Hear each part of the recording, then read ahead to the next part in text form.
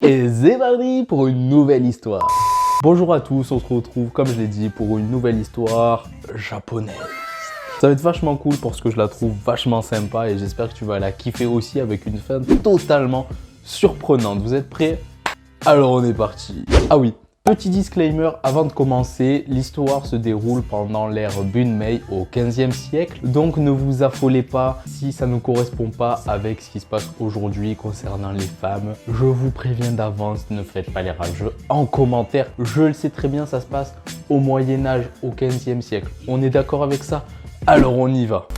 Le héros principal de cette histoire s'appelle Tomotada. C'est un jeune samouraï au service d'un seigneur de Noto. Ce Tomotada a été admis très jeune dans le palais du daimyo, le grand seigneur de la province de Noto. Ce Tomotada était un écolier formidable, très bon à l'école, très bon camarade, un physique nickel, du coup très bon dans la pratique, ce qu'on pourrait appeler sportive aujourd'hui. Tout ceci a fait qu'il a pu rentrer à l'école militaire pour devenir samouraï. À 20 ans, on lui a confié une mission spéciale d'aller à Kyoto pour rencontrer le daimyo de cette préfecture-là. Et pour se rendre là-bas, il passait par son village d'origine qu'il avait quitté du coup très jeune pour devenir ce qu'il est aujourd'hui. Il demanda à son supérieur de faire un crochet pour aller rendre visite à sa mère qui est restée habiter là-bas. C'est tout naturellement alors que son supérieur lui accorda cette permission parce que ce Tomotada était quelqu'un de formidable et en plus un bon guerrier. Du coup, il n'avait aucune raison de lui refuser cette permission.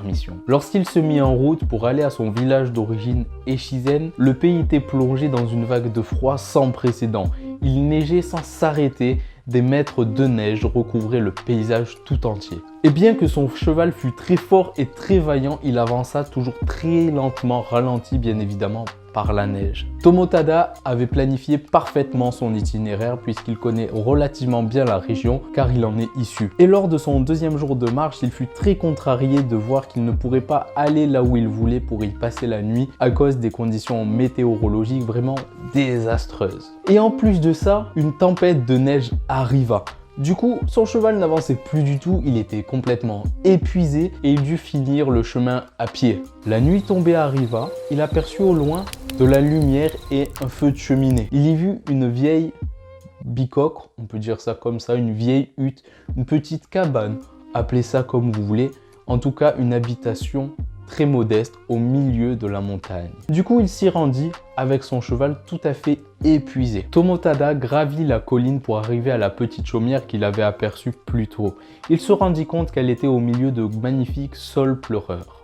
Il frappa alors très fort à la porte pour que les habitants lui ouvrent et il tomba sur une petite vieille dame tout à fait ahurie de voir un noble taper à sa porte. La vieille dame alors s'écria: « Ah mais quelle pitié de voir un si beau jeune homme dans une telle tempête. Entrez donc, je vous prie. » Tomotada descenda alors de son cheval qu'il alla mettre derrière la maison à l'abri pour que celui-ci se repose parce que visiblement le pauvre cheval il était à bout. Bref, Tomotada rentra dans la petite chaumière et il y vit un vieillard et une jeune femme. Les hôtes de la maison invitèrent le jeune samouraï à s'installer auprès du feu pour se réchauffer et lui proposèrent même de passer la nuit ici. Bien évidemment, Tomotada accepta leur invitation et les deux vieillards s'en alla préparer un petit peu de nourriture, du moins le peu qu'ils avaient, pour satisfaire ce jeune homme. Et la jeune fille s'en alla derrière un écran pour se changer. Tomotada était très content, non pas d'avoir trouvé un refuge pour la nuit, mais d'avoir aperçu une si belle créature dans un endroit si rustique et si désolé. Les vieillards préparèrent un repas simple mais suffisant pour le jeune homme. Mais celui-ci ne le mangea pas vraiment. Il était totalement absorbé par la jeune fille et sa beauté qu'il avait aperçue plus tôt. Celle-ci s'affairait à lui verser du vin et lorsqu'elle s'est approchée de lui, il a pu contempler son magnifique visage. Il en était totalement ébloui.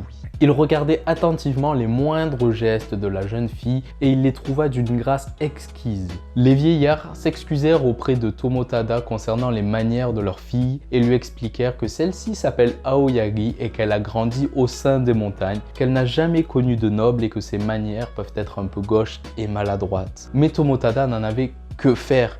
Il trouvait ça parfaitement charmant de voir ses manières douces et délicates. Tomotada passa presque tout le repas à admirer Aoyagi et celle-ci, à chaque fois qu'elle le regardait, rougissait intensément. À la fin du repas, Tomotada s'adressa à elle à travers un poème. Tandis que je voyageais pour rendre visite à ma mère, je rencontrais une créature aussi exquise qu'une fleur. C'est à cause de cette charmante personne que je séjourne ici. Belle, pourquoi rougir ainsi avant l'heure de l'aube? Cela peut-il vouloir dire que vous m'aimez? Et sans la moindre gêne, la jeune fille lui répondit par les vers suivants. Si avec ma manche, je cache la belle et la pâle couleur du soleil naissant, peut-être alors, au matin, mon Seigneur demeurera-t-il? Avec cette réponse, Tomotada était aux anges puisqu'il comprit que Aoyagi ne refusait absolument pas tout son charme. Et au fond de lui, Tomotada entendit une petite voix lui dire « Eh mon gars, cette jeune fille-là, c'est une perle. Ne la loupe surtout pas, mais vraiment pas du tout. Tu dois l'épouser. » Je dois l'épouser, bon. Bah du coup, il a écouté, il est allé voir les parents d'Aoyagi pour leur demander sa main.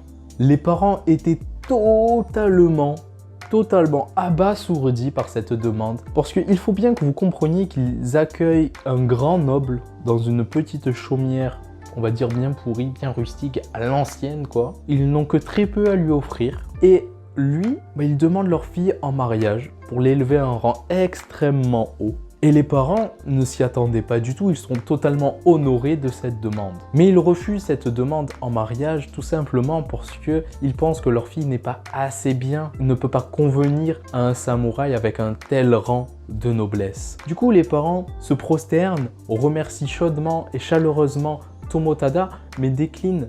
Ils ne peuvent pas accepter. Mais les parents font une contre-proposition à Tomotada et lui proposent de prendre leur fille en tant que servante. Grâce à ce statut, il pourra en disposer comme il le souhaite et les parents seront totalement ravis pour leur fille de connaître un autre monde bien plus sympathique que celui de la montagne. La soirée se termina ainsi par des propositions et des contre-propositions pour une vie meilleure pour la jeune fille.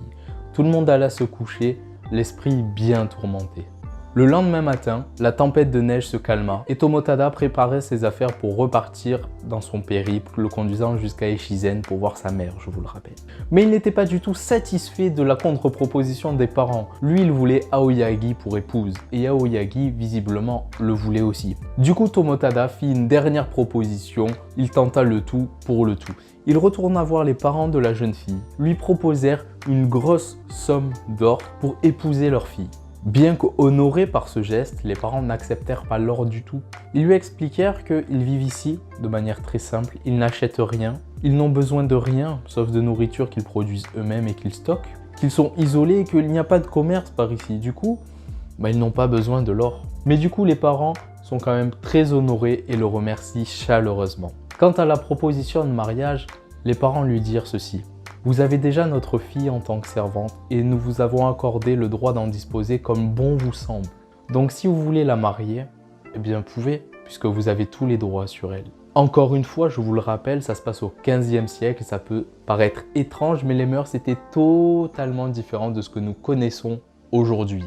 Bref, je reprends mon histoire. Du coup, Tomotada était super content, il a dit « Ouais, cool, j'ai une servante, je vais la marier, nickel, c'est carré ». Mais non, Tomotada savait qu'il ne pouvait pas la marier si facilement. Il fallait l'accord de son daimyo à Noto, puisque c'était un samouraï, il y a une hiérarchie à suivre, un protocole, bref, des trucs chiants, mais qui empêchent de vivre comme l'on souhaite. Bref, il lui fallait un accord supplémentaire. Mais il ne pouvait pas retourner à Noto, puisque je vous le rappelle, il avait une mission. Il fit monter Aoyagi sur son cheval, puis prirent la direction de Kyoto, là où il devait accomplir sa mission. Et en chemin, il se rendit compte d'une effroyable chose. Le daimyo de Kyoto aimait les femmes. Et les très belles femmes. Et Aoyagi est une très belle femme. Est-ce que vous voyez où je veux en venir? Tomotada avait peur qu'on lui vole sa femme. Du coup, il essaya de la cacher pour ne pas qu'on lui enlève puisqu'il n'était pas marié encore. Elle ne lui appartenait pas vraiment. Mais un des courtisans du daimyo la remarqua et informa son maître qui réclama cette jeune fille. Évidemment, Tomotada dut se résoudre à lui donner Aoyagi puisqu'il ne pouvait pas déclencher une guerre face à un seigneur encore plus puissant que le sien. Du coup, Tomotada perdit Aoyagi. Mais l'histoire ne s'arrête pas là, non, ça va encore plus loin, vous allez adorer, j'espère en tout cas. Parce que sinon je serais vraiment déçu parce que je mets beaucoup de cœur à vous raconter cette histoire. Tomotada était très triste de perdre Aoyagi car il était obligé de la donner au daimyo. Mais il se résolut à lui écrire une lettre. Il savait que c'était risqué d'écrire à sa bien-aimée parce que le daimyo pouvait intercepter les lettres et les lire. Et il était formellement interdit, mais strictement interdit d'écrire à une des femmes appartenant au daimyo. Évidemment, vous vous en doutez, la peine si la lettre était interceptée, est terrible, souvent la mort. Mais Tomotada n'avait rien à faire, il devait lui dire ce qu'il avait sur le cœur. Alors il prit un bout de papier, son pinceau, et lui écrivit les vers suivants. Le jeune prince suit de très près la Vierge brillante, et les larmes de la belle, en tombant, ont mouillé toutes ses robes. Mais l'auguste Seigneur étant devenu amoureux d'elle, la profondeur de son désir est comme la profondeur des mers. Donc c'est seulement moi qui suis laissé seul. Il n'y a que moi qui suis laissé aérer solitaire. Le lendemain, après l'envoi du poème, il ne se passa rien. Mais une fois arrivé, la nuit tombée, on vint toquer chez lui. C'étaient les hommes du daimyo. Il était convoqué en urgence dans la salle du trône. Tomotada se dit immédiatement que la lettre avait été interceptée, qu'elle fut lue et qu'il allait être condamné à mort. Du coup, il s'habilla et prit son petit sabre au cas où il faille tuer le daimyo et s'enfuir avec la belle à tout jamais. En pénétrant dans la salle du trône, Tomotada vit évidemment le daimyo et les samouraïs de plus haut rang en armure de cérémonie. Ils étaient tous immobiles. L'ambiance était pesante et vraiment bizarre. Il se dit pourquoi autant de cérémonies pour une simple mise à mort. Tomotada avança, salua le daimyo.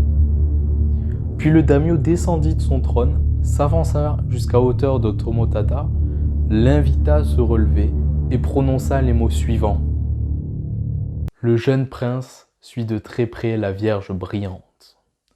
Tomotada, interloqué, regarda le daimyo droit dans les yeux et y vit des yeux brillants pleins de larmes et pleins de bienveillance. Le daimyo lui dit alors « J'ai lu votre poème et j'ai vu un amour si fort entre vous deux, alors j'ai pris sur moi, étant parent du seigneur de Noto, pour vous marier, ici et maintenant.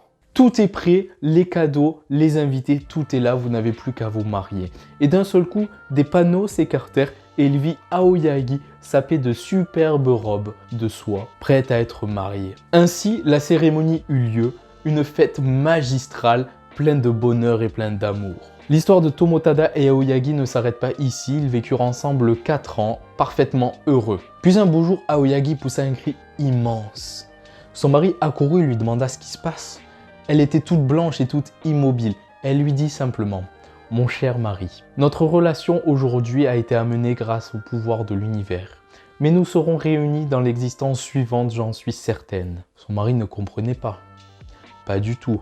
Que se passe-t-il? Elle était tranquillement occupée, elle crie et elle me parle de l'avenir d'une prochaine existence. Que se passe-t-il? Elle lui dit alors « Répétez avec moi s'il vous plaît la prière du Nembutsu, car je suis mourante. » Son mari, complètement affolé, lui dit « Mais qu'est-ce que tu racontes? Mais tu deviens folle, tu dis n'importe quoi. » Mais elle l'arrêta de suite. « Non, je ne suis pas folle. Je suis mourante, je vous dis répétez avec moi cette prière du Nembutsu. » À la suite de ça, elle lui fit une grande révélation. Elle lui dit « Je ne suis pas humaine, je suis l'âme d'un arbre.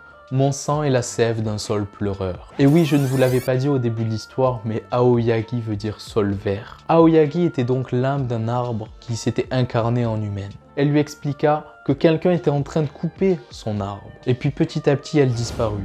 Son mari tenta de la rattraper, mais il ne rattrapait que les étoffes qu'elle portait. Il ne restait que les magnifiques robes en soie et les parures qu'elle avait dans les cheveux. À la suite de cet événement, Tomotada quitta le service de samouraï, se rasa la tête et devint moine bouddhiste. Il parcourut tout le pays en tant que moine errant pour réciter des prières pour l'âme d'Aoyagi. Et puis dans son pèlerinage, un beau jour, il arriva pas loin d'Echizen.